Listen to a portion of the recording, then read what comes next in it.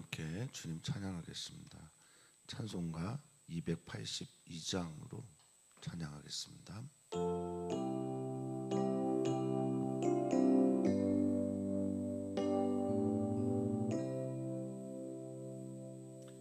큰 죄에 빠진 날 위해 주의 어혈을 여주시고 또 나를 오라 하시니 주께로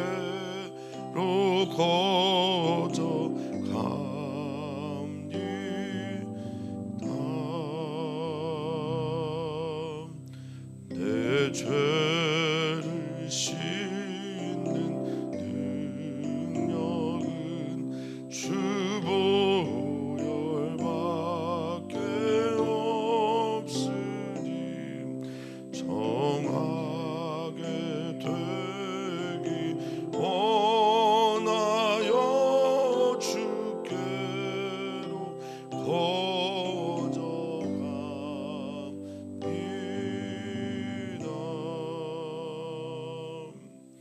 큰 죄악 씻기 원하나 내 힘이 항상 약하니 보혈의 공로 믿고서 주께로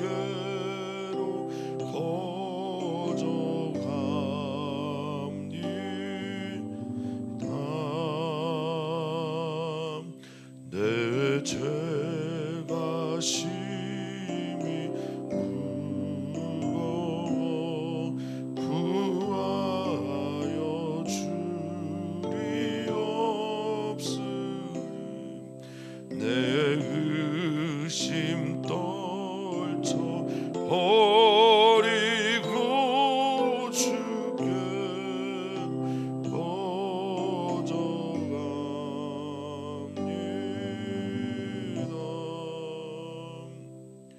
죄 용서하여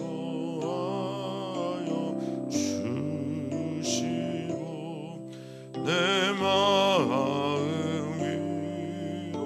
위로하심을 나 항상 믿고 고마워 주께로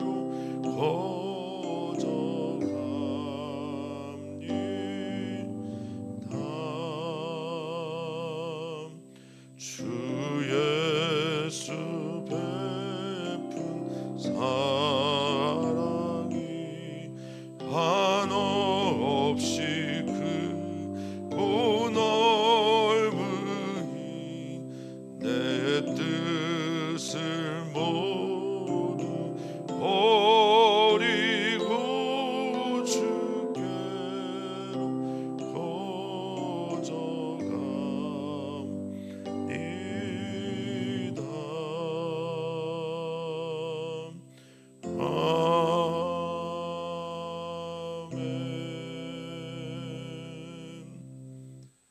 아멘.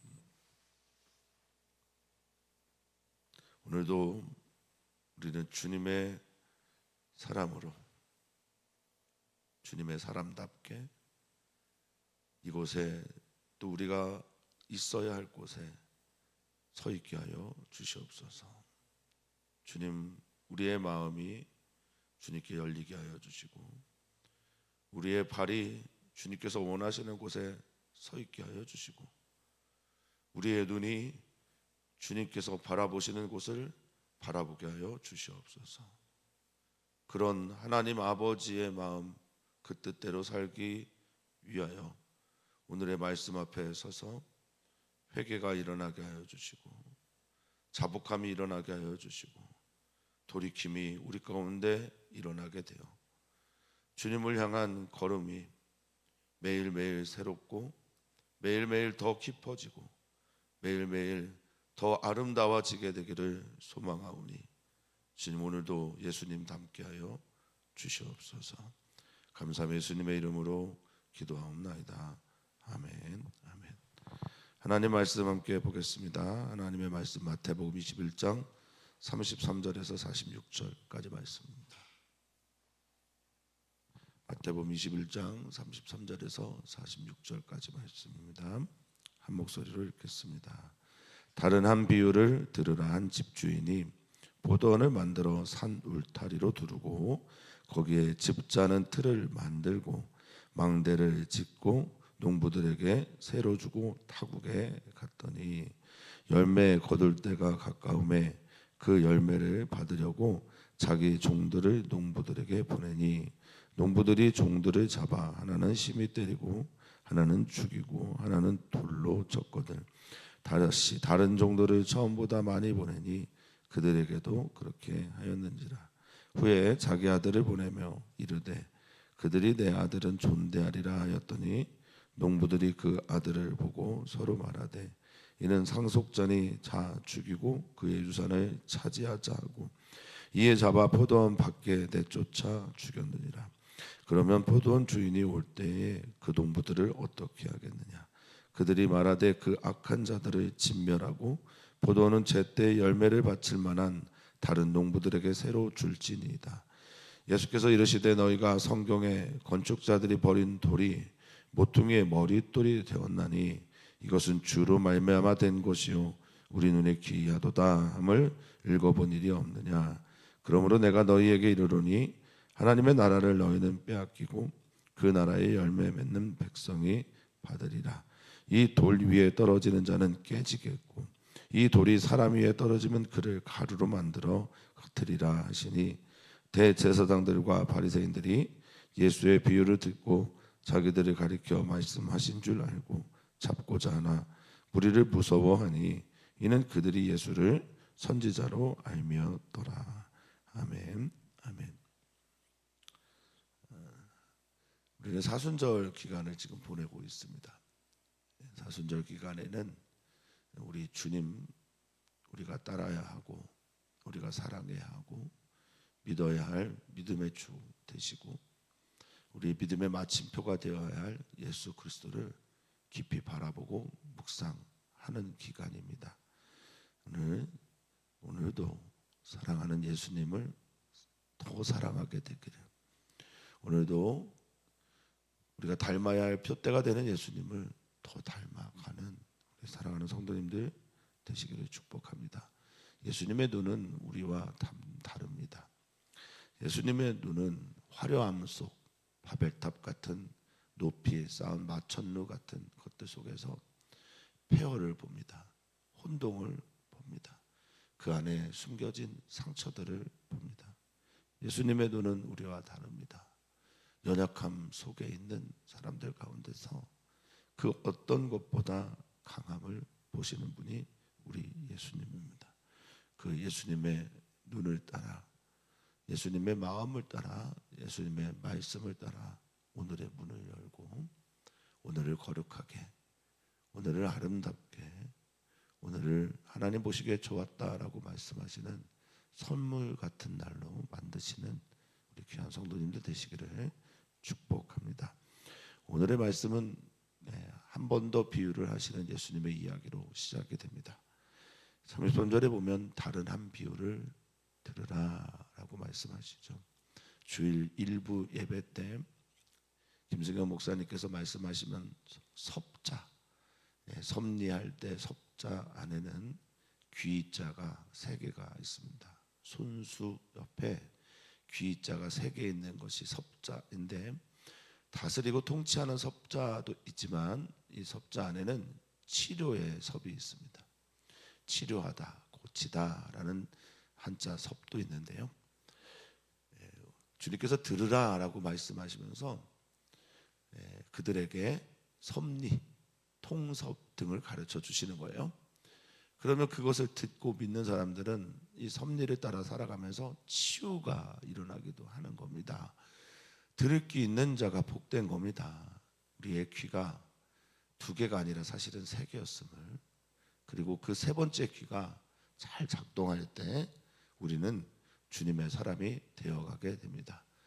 비유 이 말씀은 파라볼레라고 하는데요.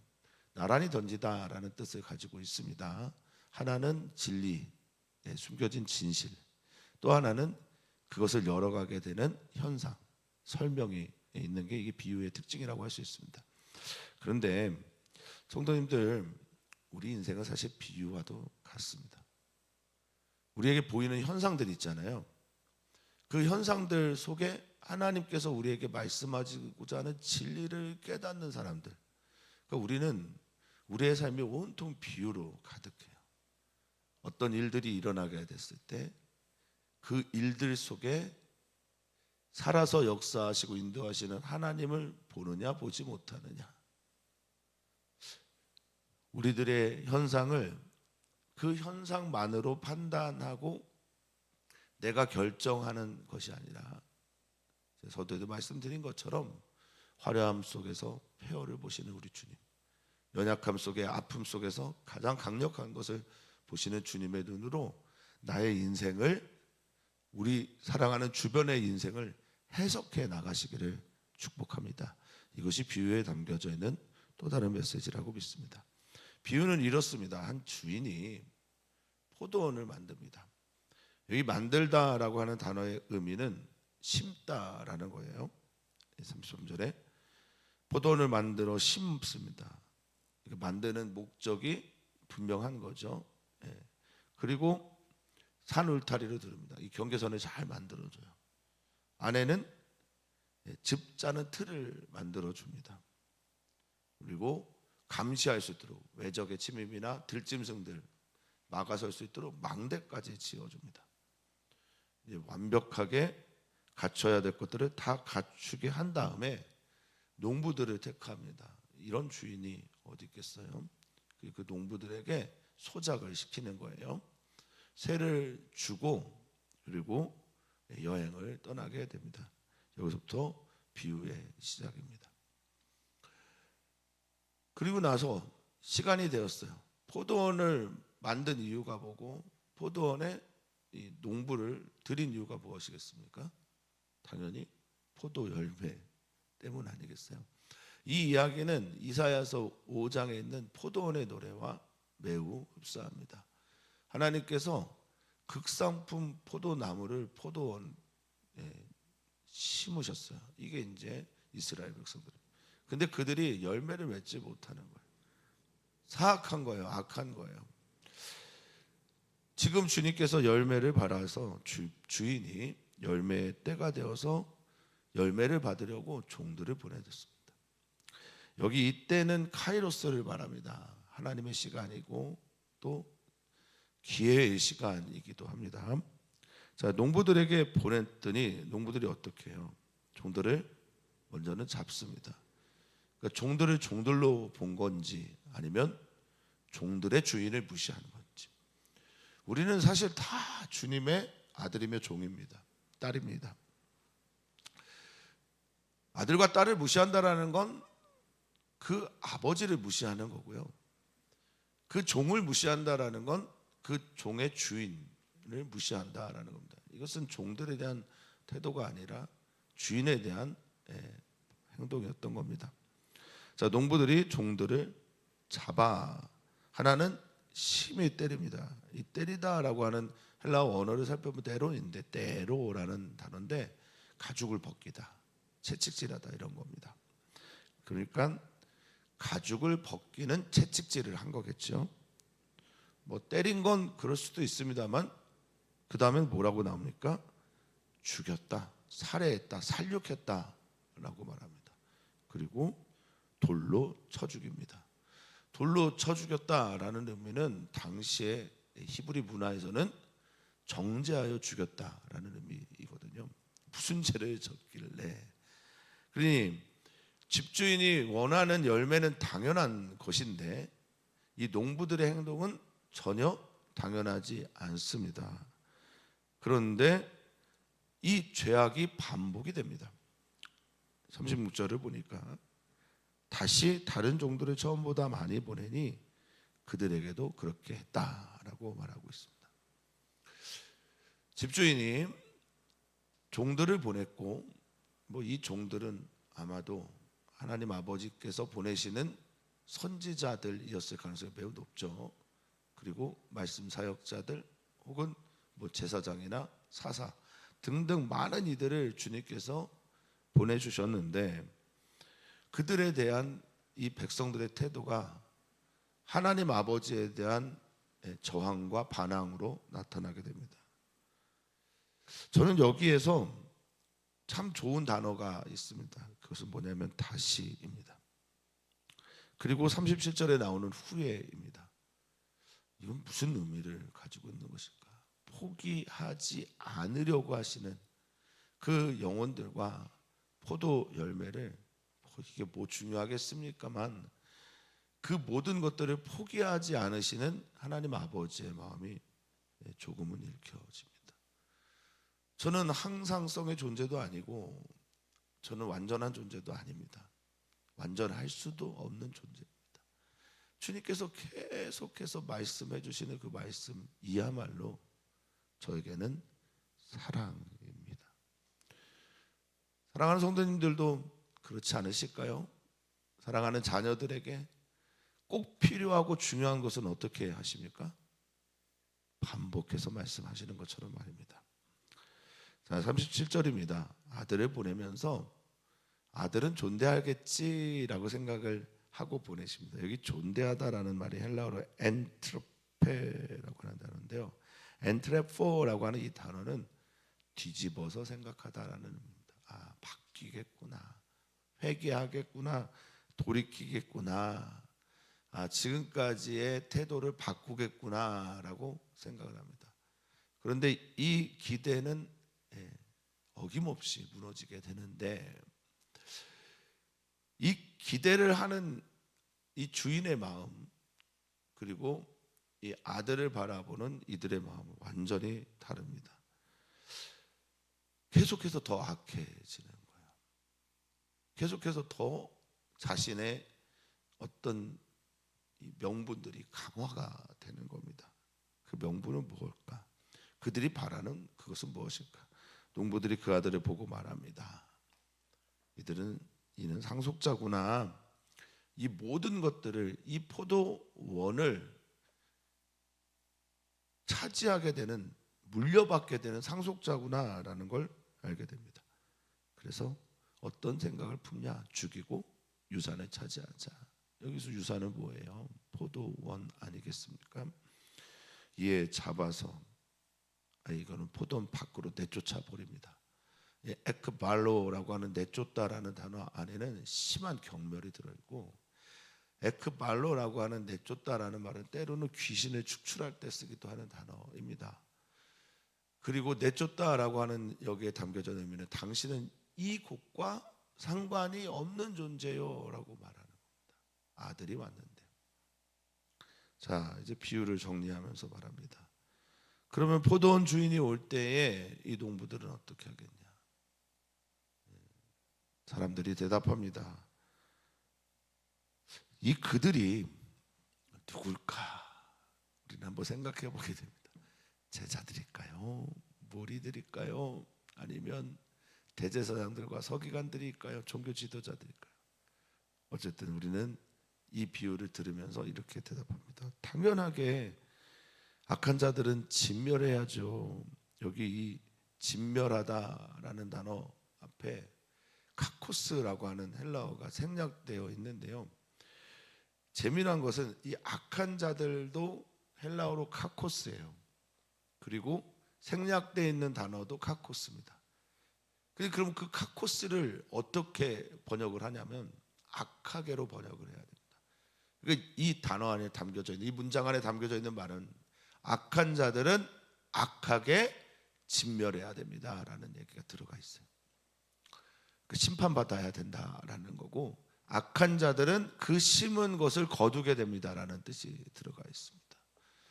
하나님의 그 모든 기회에, 회개 기회 요청에 반응하지 않은 사람들은 그 대가를 치르게 됩니다라는 의미가 있다라는 겁니다. 그리고 포도원은 제때, 그 때가 돼서 열매를 바칠 다른 농부들에게 세줘야 할 겁니다 라고 말합니다. 이렇게 말을 합니다.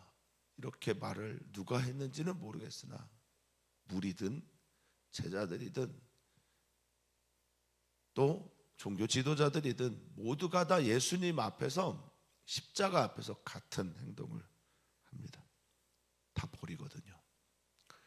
제가 여기 불특정 다수를 특정인으로 찾아가면서 누구 어떤 그룹을 특별하게 정죄하는 것이 아니라 무리이든 제자들이든 종교 지도자들이든 다 예수님을 어떤 사람 취급하냐, 어떤 존재 취급하냐?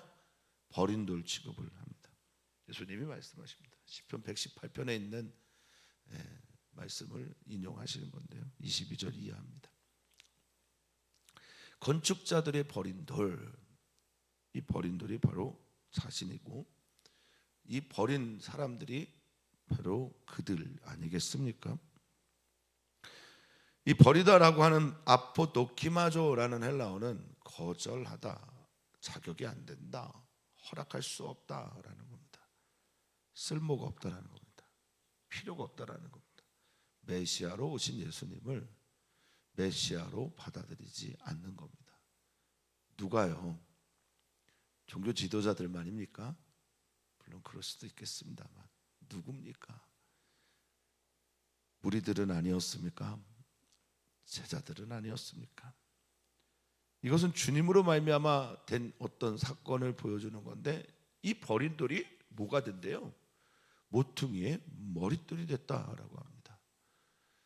당시 이제 성전 건축 또 건축 기법 중에 돌들을 세워 나갈 때 모서리에는 기역자 모양의 돌들을 넣습니다. 이게 이제 기초돌이 되는 거예요. 평소에는 별로 쓸데가 없는 것처럼 보이죠. 뭐 눈에 보이는 것은 다 일자 모양의 뭐 직륜면체 혹은 정륜면체의 돌들이라고 봐야 되기 때문에 그렇습니다. 그런데 그렇지 않은 거예요. 모서리에는 기초를 세울 때는 이 기역자 모양의 돌이 반드시 필요한 겁니다. 기이하게 보이지만 건축자의 눈에는 이 돌이 필수적인 돌이고 출발이 되는 돌입니다. 그러니까 이 머리라고 할 때 머릿돌은 케팔레라고 하는 헬라어인데 으뜸이에요. 으뜸. 근원이 되기도 하고 또 우두머리라는 뜻도 있습니다. 시작도 됩니다. 매우 중요한 거죠. 근데 이것이 어떠냐 했더니 건축자 주인은 그렇게 행동하지 않지만 우리 눈에는 너무나 신기한 거예요. 이해할 수 없는 거죠. 예수님의 눈은 계속해서 반복해서 말씀드리지만 황폐함 속에서 연약함 속에서 가장 강력한 걸 보는 분이 우리 주 예수님입니다. 사람들은 그렇게 볼 수 있을지 모르겠지만 예수님의 이 사역은 하나님 아버지의 마음을 따라서 기이한 일들이 일어나게 되는 연약함 속에서 강함, 버려짐 속에서 머리가 되는 놀라운 역사가 여기에 기록되어 있는 겁니다. 예수님이 그렇고 예수님을 따라가는 사람들이 바로 그래야 됩니다. 예수님의 눈을 가지고 있어야 하며 예수님의 삶을 믿어야 합니다. 예수님처럼 살아가는 사람들은 버려지더라도 가장 영광된 하나님의 삶을 아버지께서 약속하신 삶을 살게 된다는 것을 믿어야 합니다. 우리는 그것을 믿으며 그렇게 삽니다. 이어서 말씀하십니다. 하나님의 나라는 너희는 빼앗기게 될 거다. 왜냐하면 이 귀한 돌을 버렸으니까 빼앗기게 됩니다.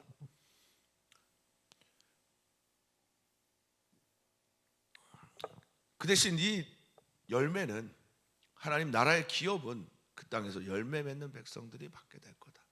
이 열매 맺는 백성은 누굽니까? 제때에 열매를 하나님께 드리고 하나님의 종들을 선대하고 하나님의 아들을 환영하고 환대하는 사람들 아니겠습니까?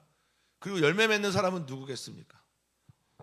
요한복음 15장에 주님 말씀하십니다. 나는 포도나무고 너희는 가지다라고 말씀하시는데 그 비유의 핵심은 뭡니까? 너희가 내게 붙어 있어야 된다라는 것 아니겠어요?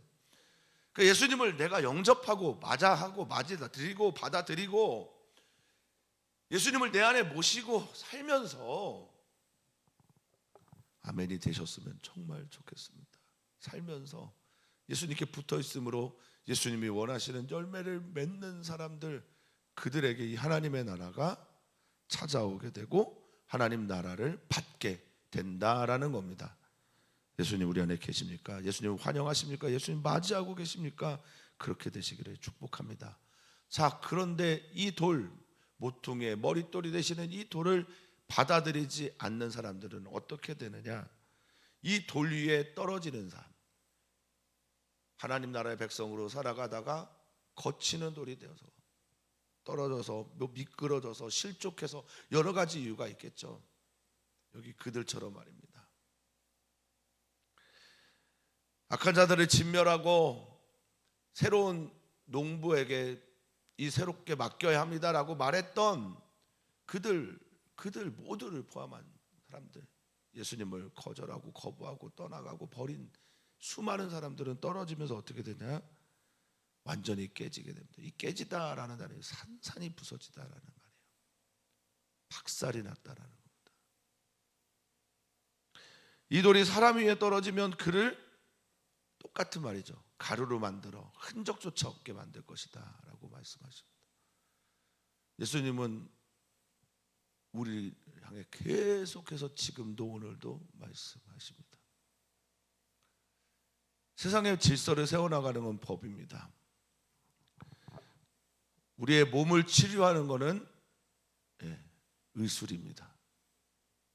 사랑하는 성도님들의 영혼의 이 헛헛함과 영혼의 상함과 죽음 앞에서의 두려움과 세상사를 살아가면서 찾아오는 모든 염려들과 이 영적인 문제의 복지, 영적인 문제의 평안, 영적인 문제를 제대로 해결해 주시는 분은 오직 주님 한 분밖에 없음을 믿습니다. 그래서 우리는 교회를 다닙니다. 그래서 우리는 예수님을 믿습니다. 그래서 우리는 예배를 사모합니다. 주님을 사모하는 여러분 되시기를 주 이름으로 축복합니다. 자, 이 자리에 대제사장들과 바리새인들이 있었어요.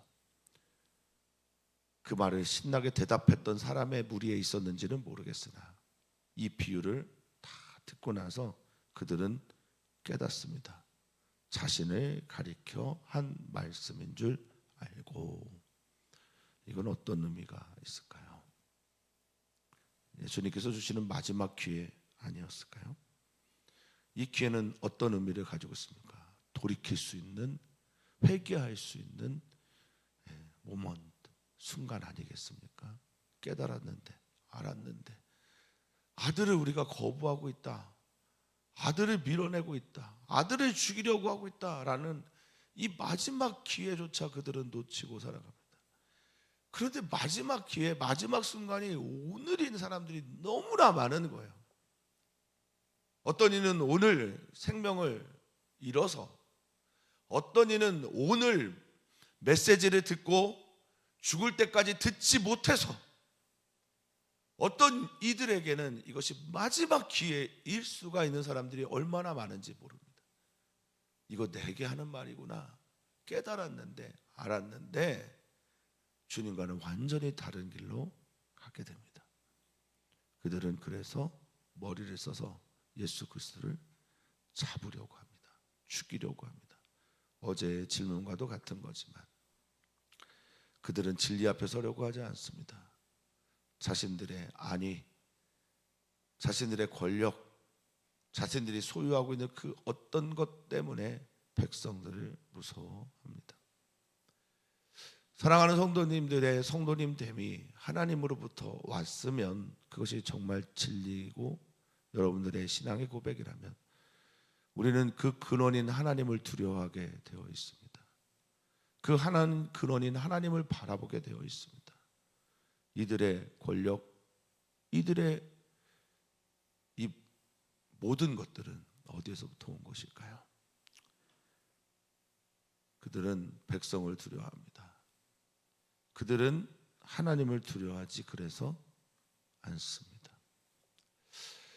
사랑하는 성도님들, 오늘도 우리는 기도합니다. 혹시 주님의 말씀을 들으면서 그 자리에 내가 있었습니까? 우리가 그 자리에 있습니까? 우리는 혹시 주님을 향해 돌을 들고 있는 그 사람들은 아닌지요? 오늘 말씀을 통해 예수님의 눈을 가지고 예수님의 말씀 앞에 서서 우리를 한번 들여다보는, 성령께서 여행하시는 그 여행을 따라 우리의 마음 깊은 곳을 여행하시는 은혜의 시간이 되기를, 그래서 내가 누군지 알고 내게 필요한 것이 무엇인지를 깨닫고 주님께 가까이 가는 은혜의 날이 되시기를 축원합니다. 오늘 우리는 기도합니다. 청년들과 이주민들을 위해 기도합니다. 특별히 이번 주 금요일에 서정대학교에 캄보디아에서 온 청년들을, 그리스도인 청년들입니다. 제가 잠깐 보러 갑니다. 기도해 주시면 감사하겠습니다. 이 한국 땅에 온 이주민들, 그리스도인 이주민들, 그들이 주님을 깊이 믿을 수 있도록 그렇게 기도해 주시면 감사하겠습니다. 또 우리는 기도합니다. 우리 주변에 있는 연약한 이들을 위해 기도하고, 또 새로운 학기를 맞이하여 좋은 친구들, 좋은 선생님들, 좋은 학교에 들어갈 수 있도록 기도해 주시고, 대학교에 입학한 청년들 위해서도 기도해 주시면 감사하겠습니다. 어제 기도 제목을 나눴던 우리 김미관 집사님의 어머니 강복금 성도님은 수술이 잘 됐다고 합니다. 기도해 주셔서 감사합니다. 우리 이재훈 선교사 위해서 기도해 주시고, 이스라엘의 전쟁이 속히 멈추도록 기도해 주시면 감사하겠습니다. 또한 그곳에 있는 선교사들을 지켜주시고 주의 백성들을 긍휼히 여겨달라고 기도해 주시면 감사하겠습니다. 주님 사랑합니다. 주님 닮고 싶습니다. 우리 주님은 우리 연약함 속에서, 우리의 상처 속에서, 우리의 정말 너무나 부족한 그 모든 모습들 속에서 하나님의 말씀을 심기를 원하고 계신 줄 믿습니다. 우리 안에 심겨진 그 말씀이 싹이 나고 자라나고 열매가 맺혀지게 되기를 간절히 원하오니, 오 주님, 우리에게 와주십시오. 우리가 주님을 환영합니다. 주님의 말씀을 들을 귀가 준비되어 있습니다. 말씀하여 주시고 그 말씀을 따라 기도하게 하시고, 기도한 그 말씀을 따라 살게 하여 주시옵소서. 감사함 예수님의 이름으로 기도하옵나이다. 아멘.